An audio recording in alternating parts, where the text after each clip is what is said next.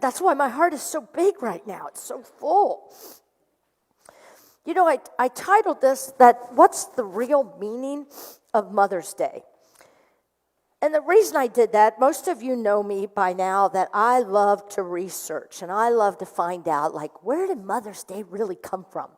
And years ago, I think I looked back and it was probably, 2017, so what's that, 5 years ago or so? I researched this and shared a little bit of it with you.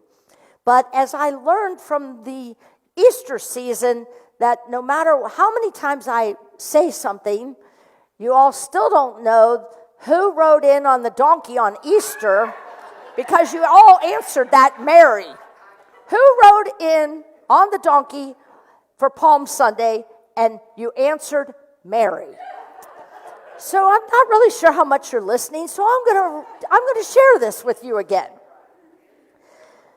But my goal today as I started with meditation is to remind you, Mother's Day is not just about females, that we all have, and you'll hear this on Father's Day, I'm going to remind you that we all have the masculine nature in us as well, and we all have feminine. We have both sides in us. Now, which one comes out the most in you?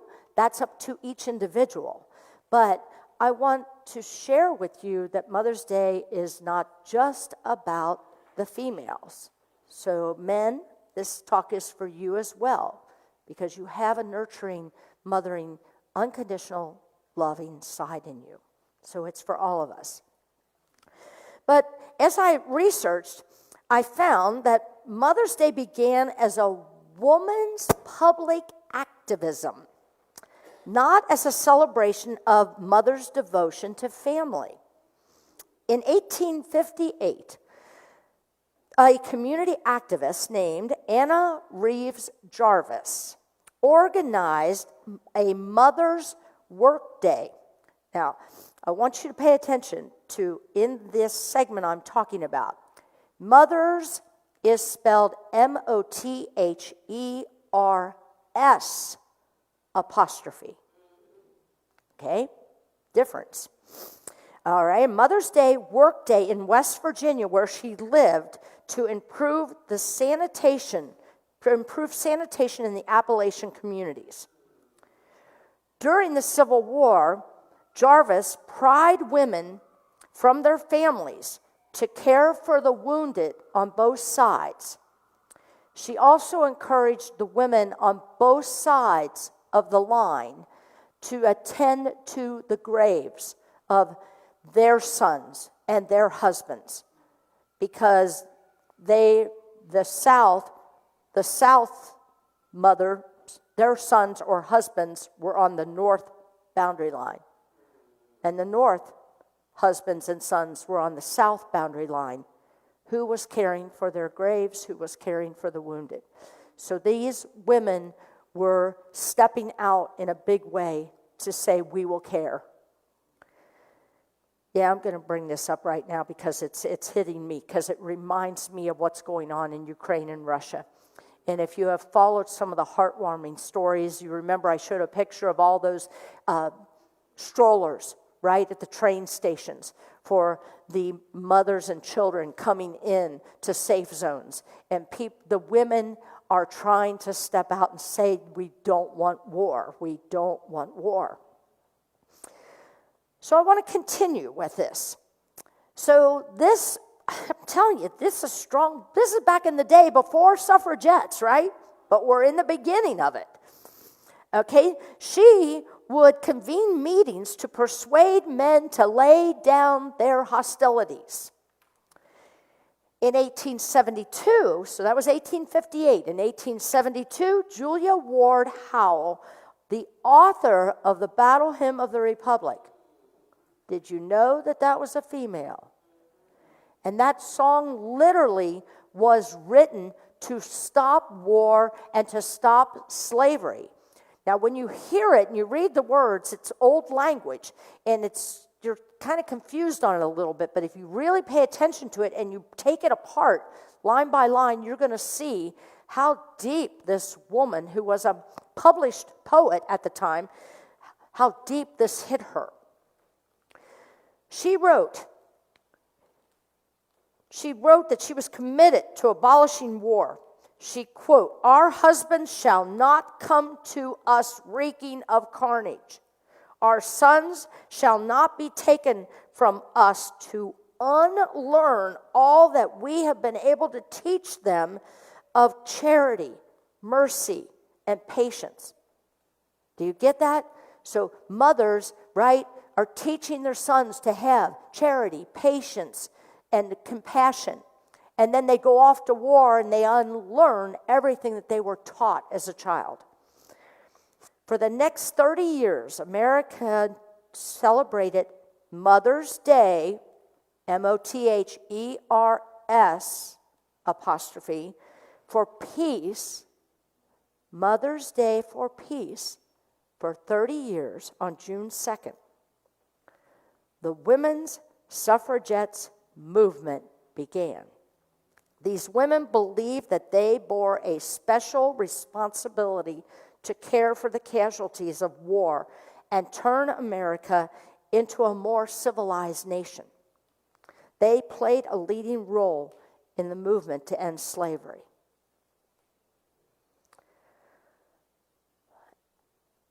I remember in high school reading about the suffragettes, and I remember, so it must have been in my genes somewhere, because I remember I resonated to those women, and I was so proud that women were that brave to stand up in an era when you were not supposed to be heard from, right?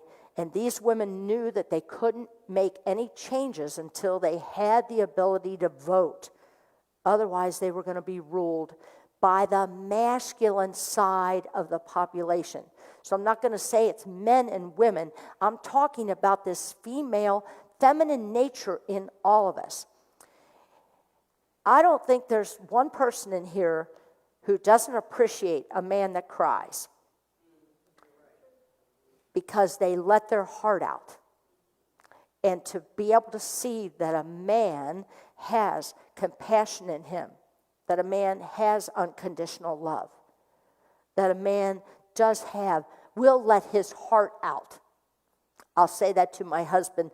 You will let your heart out once in a while, right?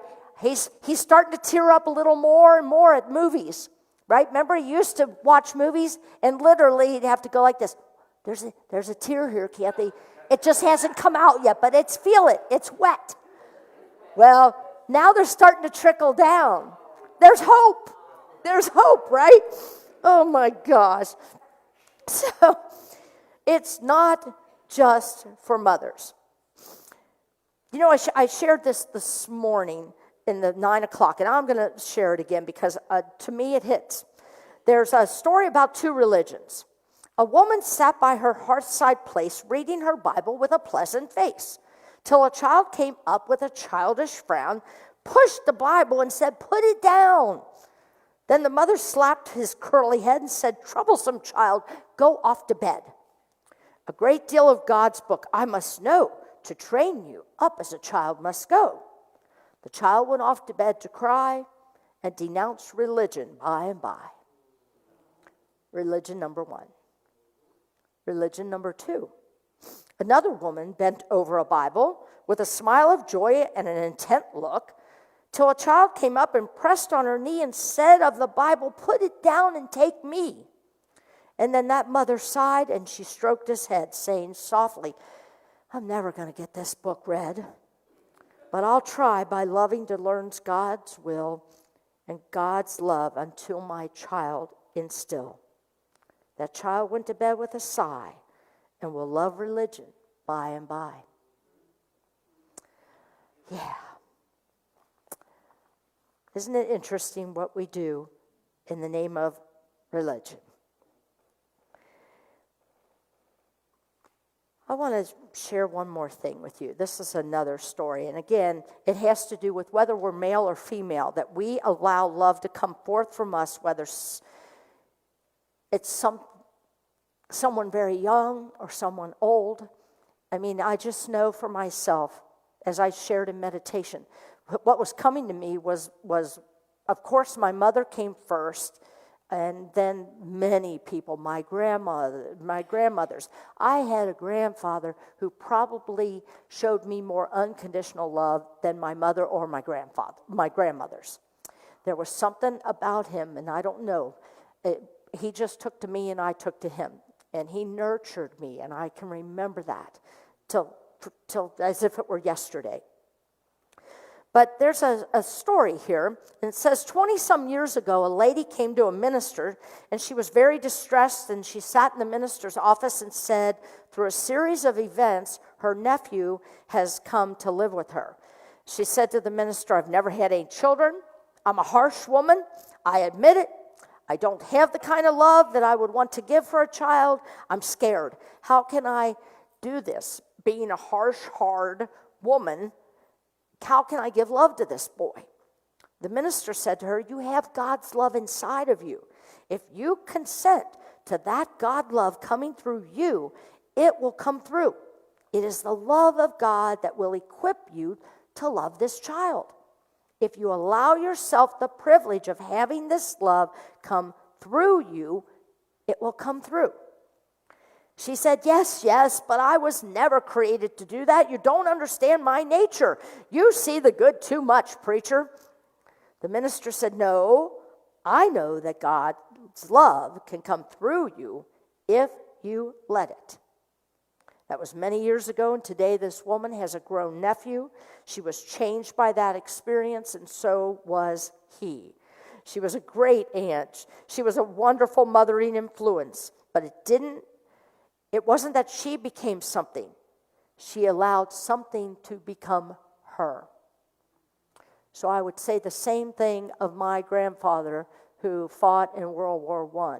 He had plenty of masculine energy, but he came out of that war and brought that God's love forth to his grandchildren.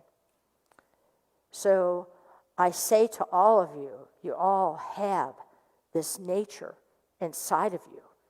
And for mothers, I know that, again, many of you know my history, right? I've been a single mom since my kids were 4 and 18 months. Their dad was in prison, so it was me. I ended up with a restaurant, and I ended up in a man's world. So I literally had to foster the masculine side of me to be able to keep a roof over our heads, wanting to let more of my feminine side out, but I had to bring about that masculine side. So I really am speaking not from book or paper knowledge. I'm speaking from my own experience, that I know that we have both these natures inside of us, and it's a choice whether you want to bring them forth or not. And I'm looking at you fathers, and I'm looking at you grandfathers, and I see the love. Those of you that bring your children, that bring your grandchildren to church, and I see that love. You just can't help yourself. And you wouldn't be in a unity church if you didn't have that loving nature, because you wouldn't be able to stand it here. You wouldn't. This is too feely touchy of a church for me, right? But there's something that brings you back, because you do want that. You want to feel that. We all do. I want to share with you. Let me think a minute. I don't know if I want to. You know, we had a 9 a.m. service this morning outside. I love doing that. And it was a small group of people, and I don't know if it was because it was cold, but I built a fire. Kim Lee helped me build a fire. And anyway, there was only like 2, 4, 5, 6 of us. So we just sat around in a circle and we talked.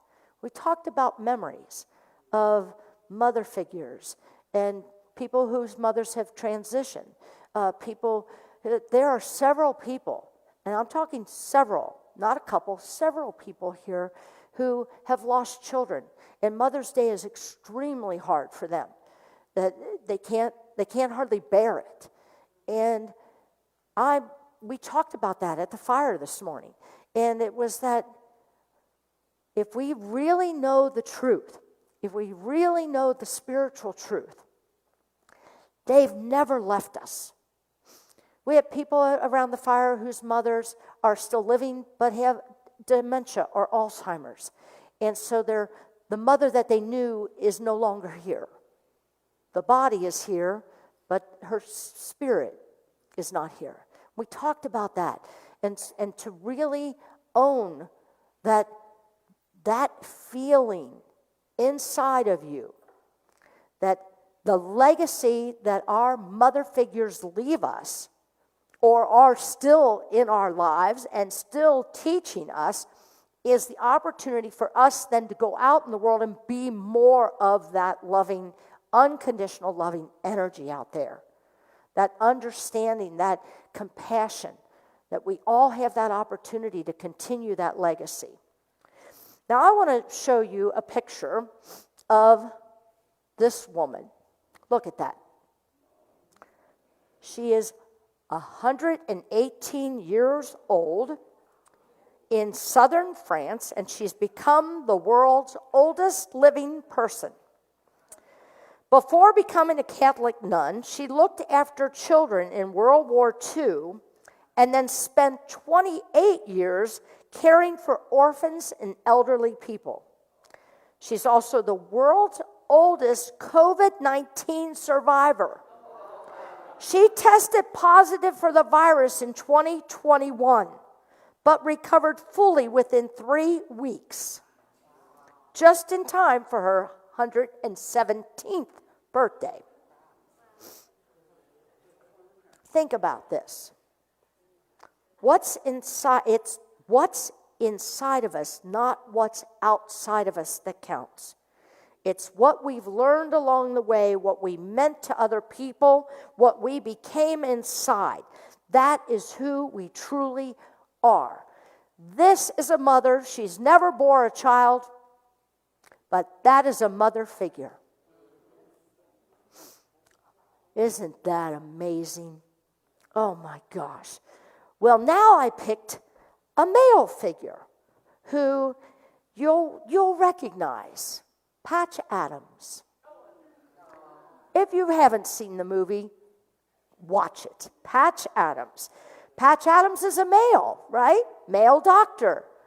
But boy, did he foster his mothering side.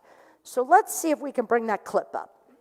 This is a news clip. One of Robin Williams' many films was Patch Adams, a terrific movie about a doctor who treated cancer patients with laughter. And one of the children cast as a patient was herself undergoing treatment. ABC 7 News reporter David Louie has more about her unique relationship with Robin Williams. Hi. Hi. What's your name? Cameron. Hi, Cameron. 7-year-old Cameron Brooke Stanley, like the others in the movie's hospital ward, was fighting cancer. So having Robin Williams make her laugh was real therapy for her. She was undergoing both radiation and chemotherapy for a tumor on her kidney. Williams nicknamed her Little Buddha because of her bald head. Today she's 22 and living in San Jose. He was such a real person. So when, even off the set, when we weren't filming, he was just trying to hang out with the kids and trying to make us forget that we were sick. Cameron has a photo album of the Patch Adams shoot. One of the photos shows Williams surrounded by the dozen children in the cast. She remembers how he put their health and comfort first, all the while acting like one of them. He didn't really act like this big star. He just acted like one of us. I mean, even during lunchtime, we would all be sitting out on a table outside, and he would run over, "Hey, did you try the lemonade? Oh my gosh, it's so good." Cameron was initially cast as an extra, but was tested for a speaking role, which she got. She still receives residuals, but she moved on to a career in fashion, designing hand-beaded miniskirts and crystal-covered clutch bags, with a portion of profits helping poor villages in Africa. She credits Williams with teaching her the therapeutic value of laughter. She's cancer-free today. He was very much like the Patch Adams he was portraying in the movie. Not just when the cameras are on, when they're off. He just wants to be someone's friend, like best friend. He wants to make someone laugh that's sad. He's just so wonderful. In San Jose, David Louie, ABC 7 News. So I say to you men, yes, you men, do you see the opportunity you have to bring joy into the life of others? And girls, women, you have the same opportunity to bring that mothering aspect out into the world, because don't we all need a little more joy in our lives?